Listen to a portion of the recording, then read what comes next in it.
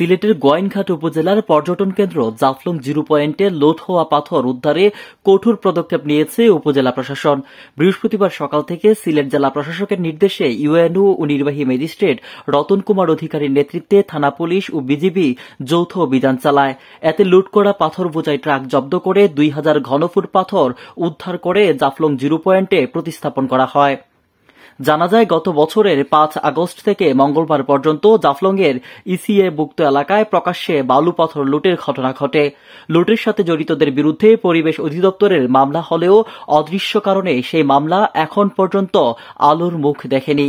তবে এই মামলায় বিএনপি নেতা জাফলংয়ের শাহ আলম স্বপন ও রফিকুল ইসলাম শাহপরান পাথর লুটের সাথে অভিযুক্ত থাকায় তাদের দল থেকে বহিষ্কার করা হয়েছে। পর্যটন কেন্দ্র জাফলংয়ের বালু পাথর লুট নিয়ে স্থানীয় সাংবাদিকরা গণমাধ্যমে ধারাবাহিক প্রতিবেদন প্রকাশ করে এরপরই সতর্ক অবস্থানে যায় প্রশাসন। এর আগে বুধবার বল্লাঘাট পিকনিক সেন্টারে পাথর রক্ষায় শ্রমিক ব্যবসায়ীদের সমন্বয়ে সভা অনুষ্ঠিত হয়। এ ব্যাপারে গোয়াইনঘাট উপজেলা নির্বাহী কর্মকর্তা ইউএনও রতন কুমার অধিকারী বলেন, জাফলং জিরো পয়েন্ট থেকে রাতের আধারে লোড হওয়া পাথর প্রতিস্থাপনে অভিযান চালিয়েছে প্রশাসন। প্রয়োজনে রাতভর অভিযান অব্যাহত থাকবে। আপনারা জানেন যে আমাদের